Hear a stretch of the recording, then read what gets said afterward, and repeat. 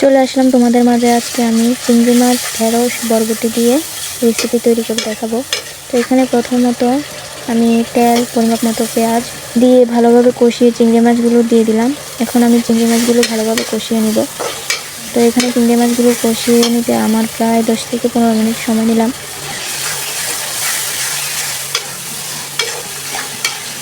তো চিংড়ি মাছগুলো কষিয়ে আমি একটুখানি ঝোল দিয়ে দিব। ঝোল দিয়ে আমি আবারও ভালোভাবে নাড়াচাড়া দিয়ে একটু কষিয়ে নেব।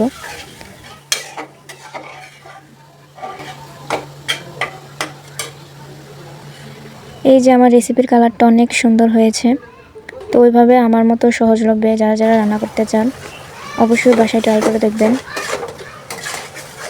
তো এখন আমি বরবটি আর আলু দিয়ে দিব, কারণ বরবটিগুলো একটু শক্ত প্রজাতির হয়, এগুলোকে একটু ভালো করে সিদ্ধ করতে হবে। তো এখানে আমি বরবটি আর আলু দিয়ে ভালোভাবে কষিয়ে নিব।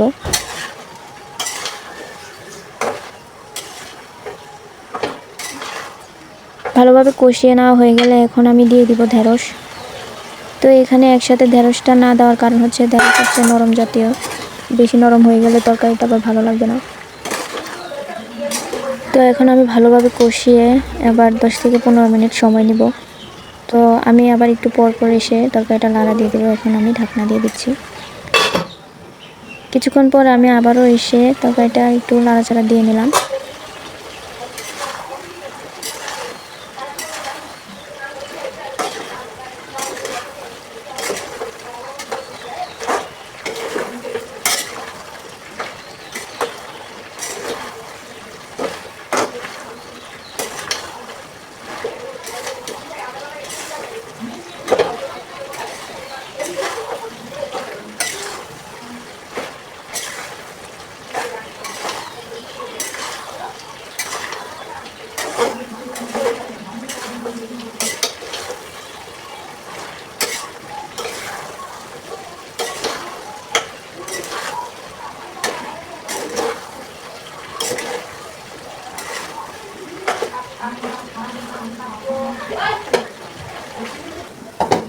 সবজিগুলো সিদ্ধ হয়ে এসেছে। এখন আমি এখানে ধনিয়া পাতা দিয়ে দিব।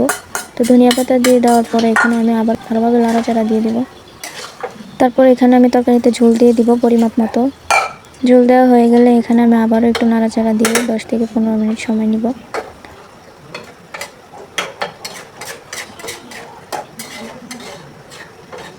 তো আমার রেসিপিটা যদি ভালো লাগে অবশ্যই আমার চ্যানেলটাকে সাবস্ক্রাইব করে দিবেন। আমার রেসিপিটা কেমন হয়েছে অবশ্যই জানাবেন। আজকের জন্য এতটুকুই। পরবর্তীতে আপনাদের জন্য আরও ভালো কিছু নিয়ে আসার চেষ্টা করব। সবাই ভালো থাকবেন। আল্লাহ হাফেজ।